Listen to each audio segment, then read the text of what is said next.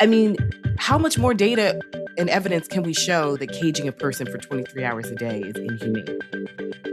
Welcome to New Thinking from the Center for Court Innovation. I'm Matt Watkins. Data is a primary tool used by people trying to reform the American criminal legal system. And the data that system generates points overwhelmingly to the same conclusion, that the system is not leading to greater safety, and that it's inflicting often tremendous harm on the people that it touches. But efforts to make that point using numbers often fail to stick.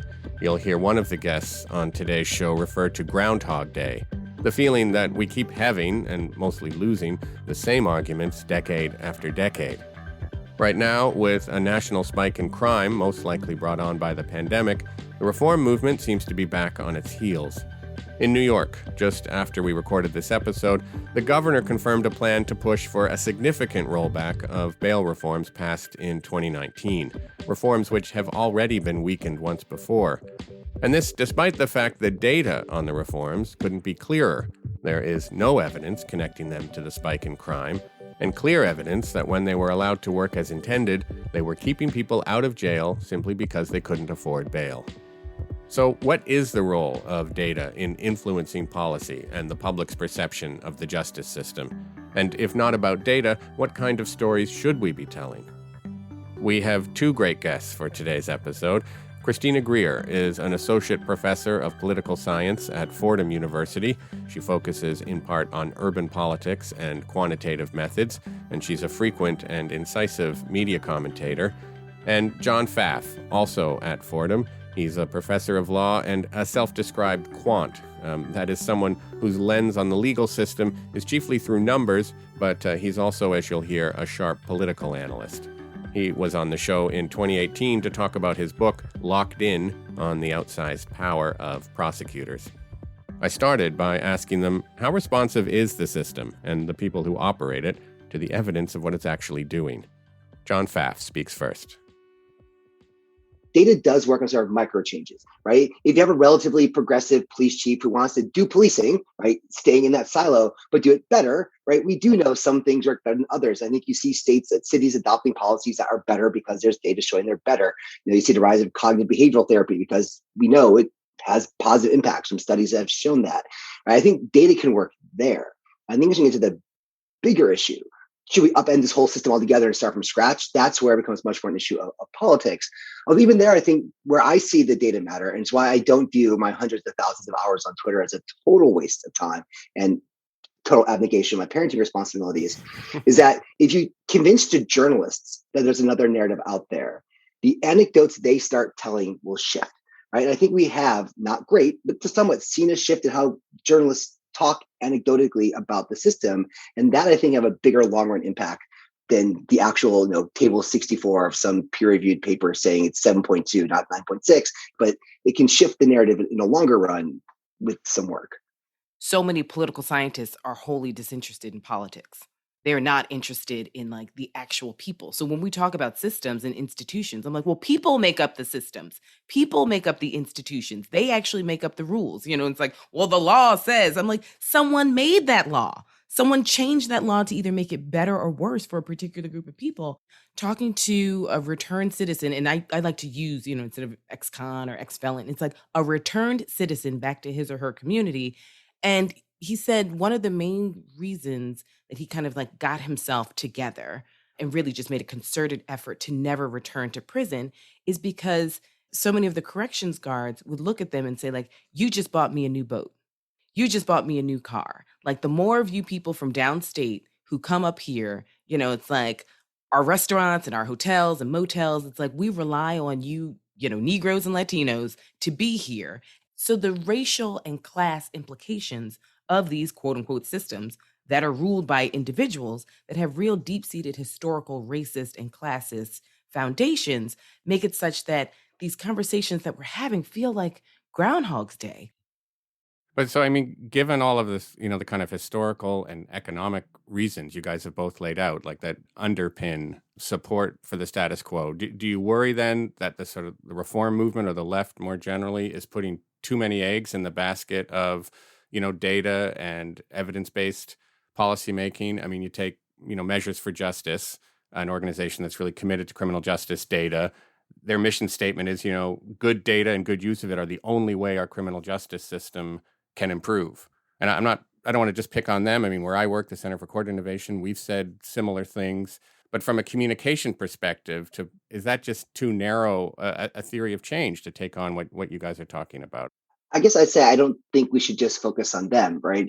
I say as a quant and someone who very much believes all of that, I don't think it was the quantitative people who got bail reform, right? The people in the streets pushing for it, who are going to those meetings in Albany and pushing their state reps and are telling their state reps, we'll keep voting for you if you keep bail reform in place. I think they got us bail reform far more than the quant types did. And these things aren't independent, right? The quant types provide political cover for the journalists, provide cover for the politicians who are being lobbied by people below it. It's a dynamic, complicated system. You mean your ordered Probit and ordered Logits aren't moving the needle? They should. They really, really should. But I fear they are not. Hey, what did I say about technical speak? Come on now. Right. But I think, as John says, obviously journalists and politicians need to have some sort of quantitative measure because they will be asked certain questions. But I think, one, a lot of folks we all work with data. A lot of folks don't know how to really read or interpret data. So unless you have a journalist who can walk regular folks through the data means nothing.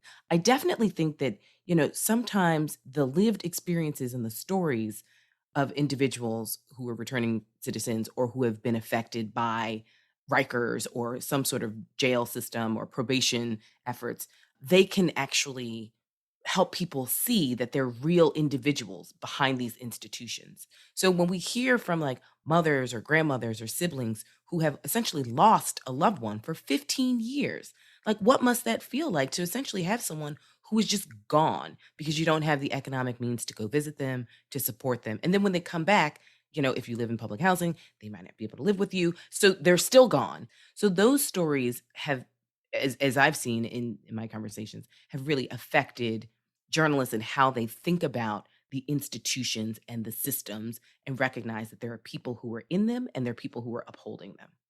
Yeah, I mean, on the bail reform point, I mean, I take, John, your point very well that it's not quantitative labor that won the bail reform that it has across the country, and nor is it data that is protecting the reforms once they get made, right? I mean, the data is very strong that bail reform is working, right? That people who get out, only 2% or less, that's a tiny percentage, or, well, you're going to question my stats, which is your job, are rearrested for a violent felony. So go ahead and question them.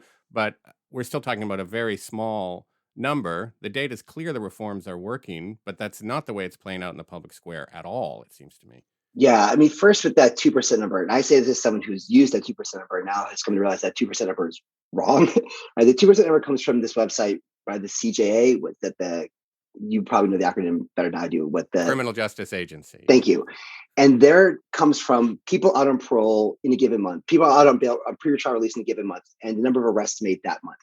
It's a conflation of sort of stock, we call sort of stock and flow. If you're out on pre-trial release for 7 months, you show up in 7 of those months, right? Each month you're out, but the arrest happens in a given month, right? And so it's not a great match. And the 2% actually is probably too low. And I think this is one of the problems we have with data also in the criminal legal space is that our data is in such shambles and it's so disastrous that's hard to ever know actually what's going on in the first place. And it's easy to get things wrong. Right. But I mean, we can say with some database certainty that bail reform is not behind the spike in shootings, the spike in murders that has taken place in jurisdictions across the country, right? I mean, as opposed to the opponents of bail reform who are saying that, we can say the data shows that's not likely to be the case, right? States that did not have bail reform, states that did have bail reform, all saw spikes in homicides and shootings. Cities with progressive DAs, non-progressive DAs, tough on crime cops, less tough on crime cops, but still tough on crime, spikes in homicides, right? So the idea that we're going to pin it all back to bail reform is going to be almost impossible to be true. Is there some connection there? It's not impossible to say that yet. I'd be surprised if there's any real effect. And again, you have to balance all those effects against all the Kalief Browders as well. And we never do that, right? The fundamental failing of all of our cost benefit analyses every single time is that we compare like the expected crime reduction savings from someone being in prison against the fiscal cost of that person being in prison. We spend $1 in prisons, we get $1.13 less in crime. But that means the fact that Kalief Browder, George Floyd, they aren't in those equations at all.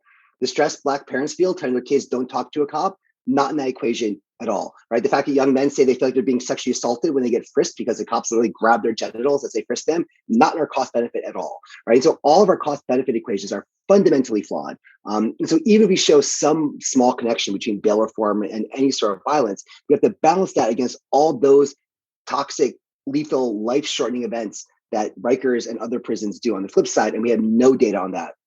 I mean, this kind of gets into another potential weakness of focusing too much on data, right? Is that we have a fundamental failure of empathy from the kind of wider American public for people who are in jails and prisons. There's a very clear narrative in American history that jails and prisons are going to make us more safe and that they protect us from the bad people who are in them and we are the good people who are outside of them, right? That's a very powerful narrative and it's got economic origins behind it too, as Christina has been saying. But, we now know there are data, there are increasing studies that show that's most likely not the case, right? That jails and prisons are not making us safer. They're disrupting people's lives. It's huge trauma. It's making it more likely that when people get out, as almost everyone eventually does, they're going to get rearrested. So making us all, less safe, along with all the terrible effects on people that John was just talking about. But how do we, it's such an intuitive narrative that jails equal safety. How do we take that on? But all of the measures show that is just not true. Yeah, it just feels like people aren't hearing those, measures. It doesn't have the same emotional valence. But it's the same way that we consistently ignore data as a nation. Like most people believe in a woman's right to choose in this country. Yet and still, look at what's happening in Roe v. Wade, right? Most people believed in marriage equity years before we ever saw it in the States. So like the institutions are always so far behind public opinion and public sentiment in this nation. But I think John's point can't be, underscored enough. Like the number of people who are traumatized when they were in jail and or prison, whether it's from guards or other inmates who they themselves are traumatized too, and now they're going back into their communities carrying that trauma and that anger and that fear. And so we have to understand that there are all these pre-existing forces that have been in certain communities that are just hyper surveilled and over abused and over traumatized by a series of failed institutions in this nation. I'm not making excuses for people who commit crime by any stretch of the imagination, but like the deck that certain people have looks nothing like the deck that we have. And we're making it despite that. My sister's a medical physician and we talk about health outcomes all the time. It's like, we wonder why even Black professors, it's like, why do Black professors die so early? This is a kick-ass profession. Like, we should be, 95 years old, and like Black women in the profession barely making it to their mid-60s. We're trying to figure this out as Black women, across disciplines. And it's like, because we're internalizing all this stuff. I never grew up in the projects. I never grew up in a poor family, but I feel intrinsically connected to people who look like me who are being abused. Because at the end of the day, Black people in America are just under a gun that this country has just never, the anti-Blackness of this country has never, ever gone away. It's from its epic origins and it's still here. And we see it in like every single institution and system that we come in front of. Yeah, I think I've seen that health effect on Black Americans referred to as weathering, which seems like a good metaphor because it is like the weather, right? Yeah. It's sunny or rainy, the weather is there. I think along those lines, I think it's worth noting that if you look at, we can get in a big debate on who is or who is not a progressive DA. But if you look at who our progressive DAs are, where actually our progressive DAs are, Brooklyn, San Francisco, St. Louis, Baltimore, what those cities, Philadelphia, what those cities all have in common is that they don't have suburbs. We elect progressive DAs in places where white people had the least amount of voting power, right? It's because for the residents of Philadelphia, right? People one of the amazing things about the electoral map from the Larry Krasner's primary campaign, if you overlay the districts in Philadelphia that Krasner won and where shootings in Philadelphia took place, Krasner wins all the districts that have the shootings and loses the ones that don't, right? The people experiencing violence rejected tough on crime because for them, it's not about data, right? They see their cousin, their brother, their uncle, their son, their nephew get locked up needlessly for too long for reasons that don't matter, come back worse than before, nothing's made better. They themselves are more likely victims and feel how this process doesn't actually make them feel any better. If not, it makes them feel worse. And they consistently choose more progressive DAs. when the white voters and suburban voters, and this is much of an abstract concept, get into the picture, they're much more swayed by sort of the anecdote of fear, and things crumble, right? And so, again, what does data do? I'm increasingly convinced data can't do that much. What we have to do is cut out the people who don't experience this on a day-to-day basis, because people experience and understand the trade-offs. They live the trade-offs in a way that the suburbanites just don't, right? And for them, again, it's much more of an abstraction. They don't have that empathy. The empathy gap is huge and vast, and perhaps empirically, with data, insurmountable. Well, I mean, that's how I'm explaining to so many people who are like, how did Eric Adams become mayor? And it's like, he knows how to talk about crime to various groups of New Yorkers. He was very clear to certain communities. He's like, no, we're not going to decrease the police on subways. Like, we need more police. And that's something where, let's be clear, that's the dirty little secret. Progressives like police too. They like them in their neighborhoods because they don't see police as a threat. But I think, Eric Adams can talk to New Yorkers, and it's just like, you like safety. And as a former cop himself for over 2 decades, he equates policing with safety.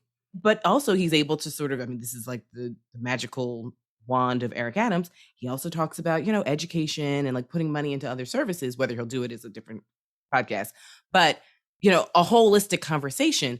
But the root cause of that conversation is, but we're still not going to get rid of police while we're trying to figure out all these other issues. Yeah, I mean, Adams is a very effective communicator, and he tells stories very well in ways that data often doesn't manage to do, right? Like after those 2 NYPD police officers were shot in Harlem, and that's like a kind of complex and deeply tragic story, Eric Adams came out with this statement, it's our city against the killers. That sort of makes the whole city a victim, which is a very powerful notion. And it creates a very powerful narrative and a very powerful lesson that he wants people to take from it. And I just don't know how data can punch through against that kind of communication. But I think it's even more systemic than that, though, right? Because let's not give Adams too much credit here as a politician, because we're seeing the same pattern all across the country. San Francisco, progressive DA, very conservative mayor. Chicago, Lori Lightfoot versus Kim Foxx. You're seeing it in New Orleans, you're seeing it in Los Angeles. Like most major cities, you're seeing tougher on crime mayors, and in the same cities have very progressive DAs, even though many of those places are being elected by the same people. And I think it does reflect a much deeper ambivalence about policing than about prisons, right? We talk about sort of criminal legal reform, like this bipartisan consensus. It's been for a very narrow aspect, just for prisons, and just maybe for nonviolent and drug offenses. Not even violence is really on the map at all. You get to policing, people get a lot more confused. We just don't really offer any of the options, right? Everyone wants something else. When you ask the question, do you want more policing? The subtext to that question is policing or crime. Those are your choices. And obviously you're going to choose policing, right? So it's a tough question to disentangle what's going on, but it has led to mayors who are systematically more tough than the DAs in a way that's not just a random good politician or something. There's something systemic about the way things are fracturing even amongst Democrats. I'm not trying to give Eric Adams too much credit, but I will say this. Black voters are incredibly complex voters because we have to not only factor in our choices, we have to understand white people and their capacity for change, right? Ask Bernie Sanders, who didn't bother to go to South Carolina, but that's a different podcast. So we have to a lot of different podcasts I got to make right. This point. Come on, Matt. I'm keeping you busy. So, I mean, we have to factor in our wants and needs and also white people while we go to the polls. But I do think that there's a real binary that is set up where it's either you want police or you want crime. And that is a false binary conversation that we're having. And so, Matt, as you ask us about the data, a lot of people don't care about the data because they care about their lived experience. And the lived experience doesn't matter if you're one of the 10% that's a victim of a crime or the 90% that has never experienced a crime.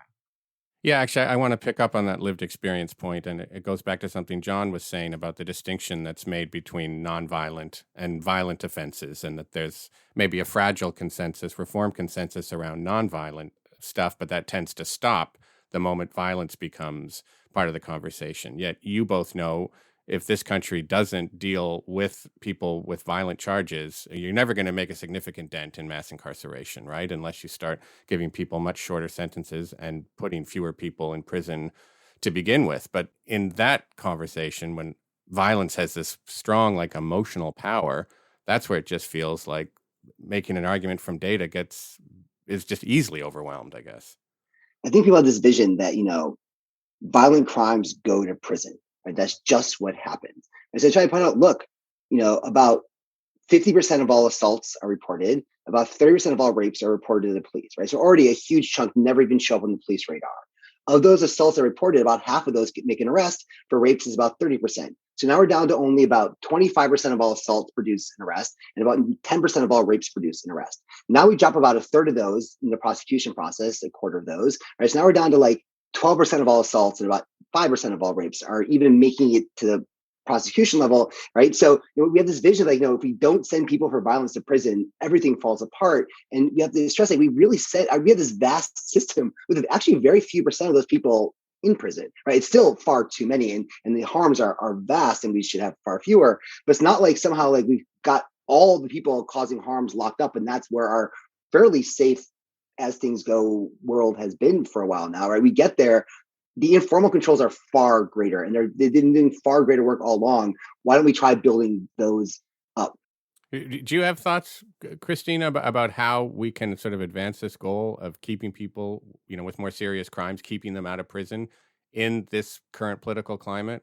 Yeah, I think it's really hard to have these conversations and really move the needle when people are in the midst of feeling as though crime is spiking, whether it's real or perceived. And so all it takes is one example, because whenever you ask someone who's like, it's so dangerous now, it's like, well, how is it dangerous for you? That's always my question. It's like, well, my husband's brother's cousin's second cousin, next door neighbor's boyfriend's sister's brother had, they were mugged. And it's like, okay, so we're like 7 people removed from someone you allegedly know.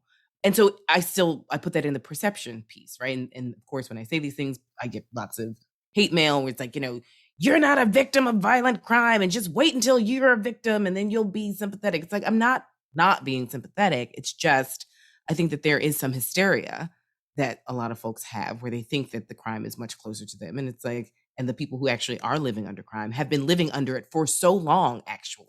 There's spikes in their neighborhood, but those were already sort of high crime neighborhood. It's just these kind of one-off instances that happen to people where, quote unquote, crime shouldn't happen to. Because that's the thing.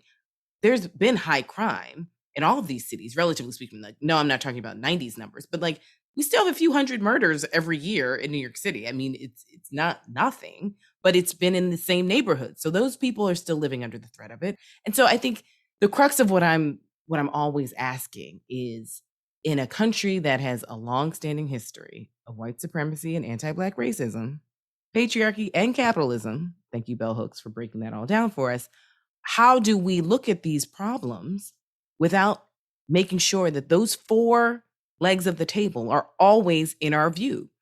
I think, and I would add to all that, I think it's important to appreciate, especially these days, how much criminal legal policy is driven not by crime, but by abstract senses of fear. Well, abstract and sometimes kind of ginned up, right? I mean, there's so much media coverage that then feeds perceptions, that then feeds polling. But this is even more abstract than that, right? So criminal legal policy is an emotional policy area, and we tend to respond to our big emotional shifts. We're terrified of terrorism, so everyone goes to prison, right? The financial system is falling apart, so everybody comes out because you can't afford any of this anymore. And none of it is cold and calculating. It's all deeply emotional, which means I think the data people, we're on the margins trying to make sure that when things fall apart one or the other, the narrative doesn't shift too far out of bounds. I sort of try and put some limits on what journalists and things will say, but I think it's important to always understand how purely emotional so much of this policy is.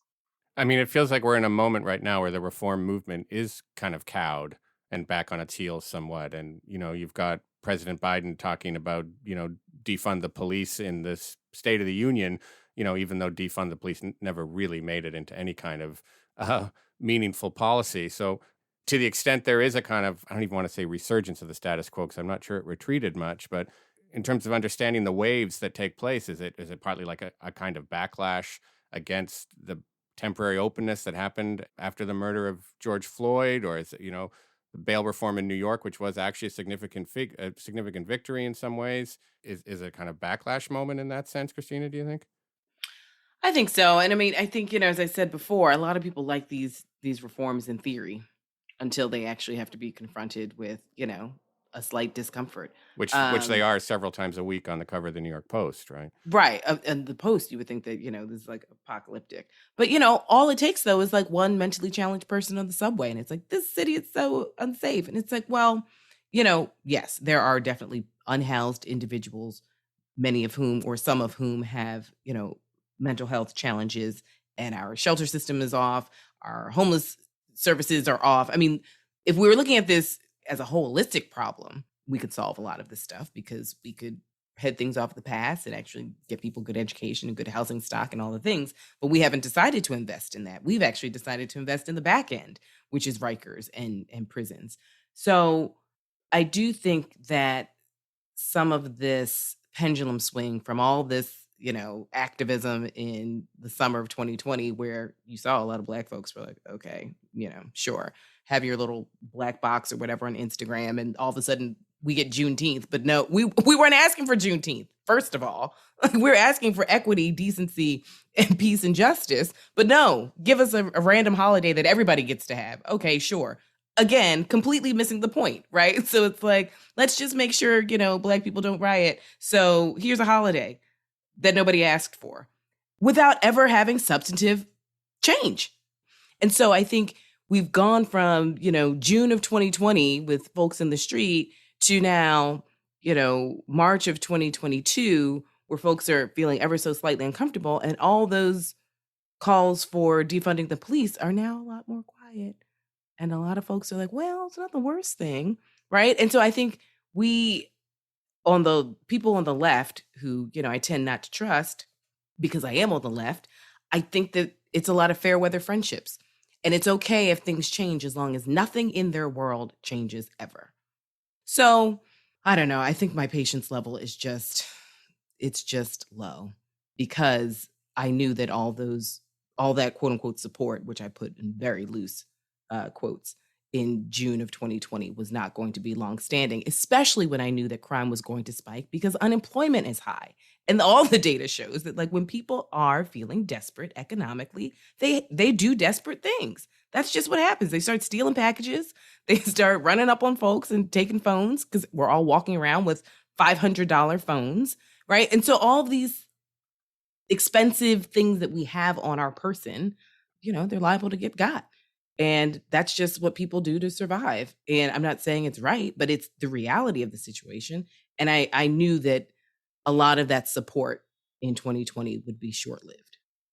I mean, John, is there a way to use data to, sort of help the uncomfortable, inconstant justice reform supporter at this moment? Or is it really, we sort of have to wait out the panic? Or Yeah, I think it helps them until the moment they confront something that makes them uncomfortable, right? Like they're okay with the abstract, but when they see something happen or read about it or feel too close to home, then the data just has a hard time like penetrating, right? I mean, I think it is much more about how can data sort of shape the people who shape the longer run narrative, right? And I will say one of those rare glimmers of hope that I cling to desperately just to get to the day, right? So there was the recent case of the person with the mental health problem who shoved a woman onto the train tracks, right, and killed her.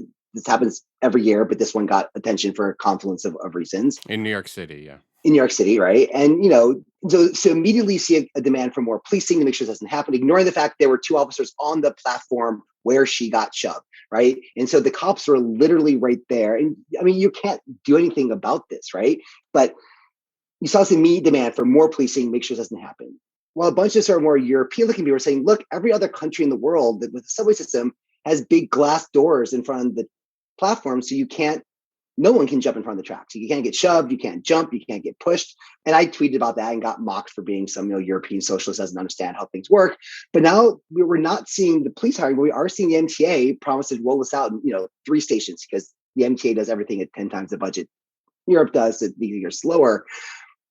But it was the kind of thing where there's this immediate call for policing and the policy response wasn't the cops, right? It was something else. And I think it's a sign that, is it the slow sort of shift in the overall narrative that happens where there is more often than before, a slight pause before the immediate jump to policing by the people who create the narrative, which is, I think, where any sort of long run change that's going to happen has to come from.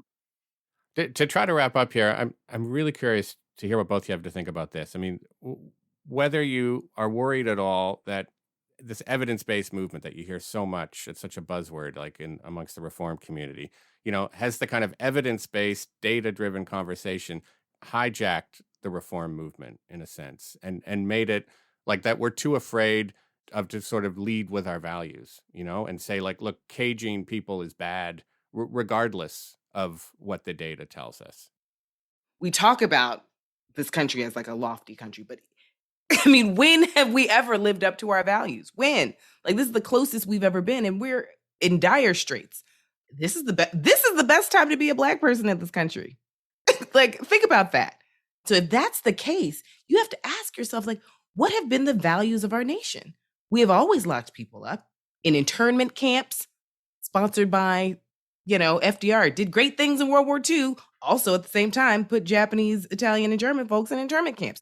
I mean, how much more data and evidence can we show that caging a person for 23 hours a day is inhumane? So, I mean, I think that values question is always hard for me because to me, this country has very little values. And this is why I read Mark Twain all the time, because I felt like he gets it. And he gets it in a particular time period. He was always broke, so he had to write for like many audiences. So I read him a lot to sort of help me understand that particular moment in time where like that was the best moment, right? That Reconstruction era. It's like, and then we saw what happened after that. No, everything Christine says, why I don't let my students ever use the word we in class, right? You need to tell me who we are and who us is, because there is no we and us. I think there's something similar. We say, what is its goal for the reform movement? There isn't an it there. And I think even the word evidence-based is kind of tricky and normatively laden and contestable. And you can run like a randomized trial, like policing tactics or bail reform or something like that. That's evidence-based, and that gets like the gold star, and that limits the kind of questions you can ask, right? And so, yes, do the people who put a tremendous emphasis on sort of evidence-based, and I am someone who falls in that category sometimes, blind themselves to bigger questions? Yeah, but for those narrow questions that lend themselves to like the evidence-based experimentation, I think it is useful. I think when your goal becomes bigger, right, upending that silo altogether, right, then I think data matters less. That's the realm of pure politics, and politics has never been a realm where data matters.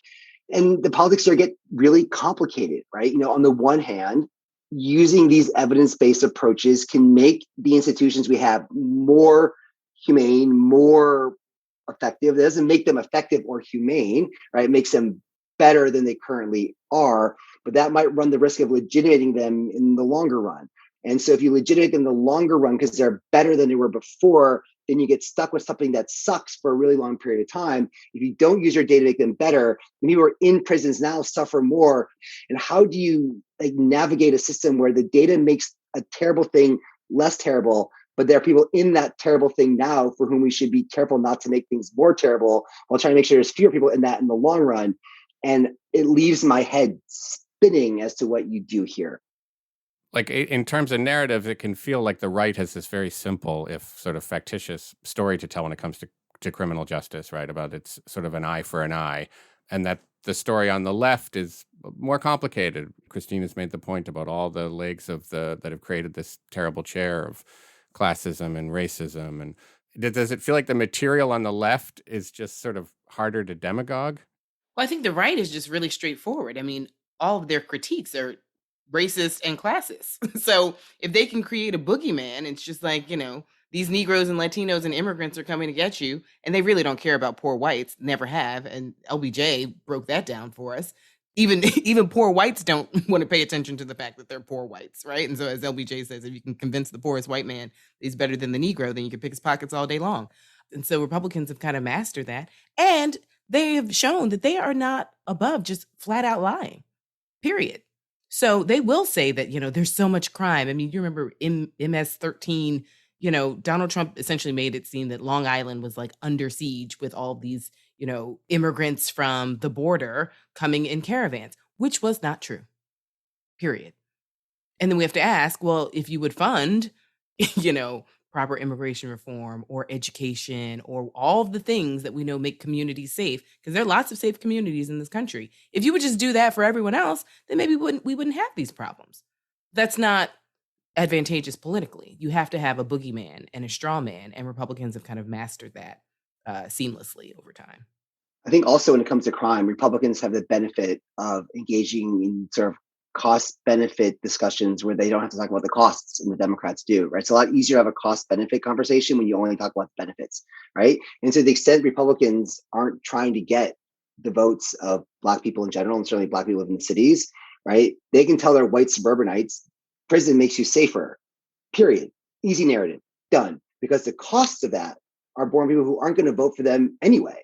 Democrats who are trying to get the votes, oftentimes in more urban populations, Black voters, to get them motivated to get out to vote, right? They have to pay the costs and the benefits, right? We want to get crime down. We're going to do crime down in a way that doesn't hurt the community so much. They are compelled to tell a more complicated story because their politicians are operating in the environment where those costs and benefits are born. I'm sure you can find other issues where the Democrats can pull the entire benefit thing, and Republicans get tied up in some sort of weird, like, we're dealing with benefit and costs kind of knots, right? And so there's a structural explanation for why their narrative is easier, right? Because they get to ignore the cost part because they don't feel the costs, and that automatically gives anyone an upper hand when they can ignore 50% of a cost benefit analysis. Well, guys, I really should let you go. So I just want to thank you guys both so much for participating in this. It's just been a really great and illuminating conversation. Christina, John, thank you so much. Thanks for having us. Thanks so much. That was my conversation with John Pfaff and Christina Greer. John is a professor of law at Fordham University and the author of Locked In: The True Causes of Mass Incarceration and How to Achieve Real Reform. You can hear him talk about his book in a 2018 episode of New Thinking. It was part of our series on prosecutor power. And Christina Greer is an associate professor of political science at Fordham and the author of Black Ethnics: Race, Immigration, and the Pursuit of the American Dream. You can also hear her on my favorite podcast about New York City politics, FAQ NYC. And for more information about today's show, go to courtinnovation.org/newthinking. Special thanks this episode to Maura O'Neill at the Frameworks Institute and to Jocelyn Fontaine at Arnold Ventures. Today's episode was produced by Julian Adler and myself, and it was edited by me. Samia Amin Mia is our Director of Design. Emma Dayton is our VP of Outreach. Our music is by Michael Aaron at quivernyc.com, and our show's founder is Rob Wolf. This has been New Thinking from the Center for Court Innovation. I'm Matt Watkins. Thanks for listening.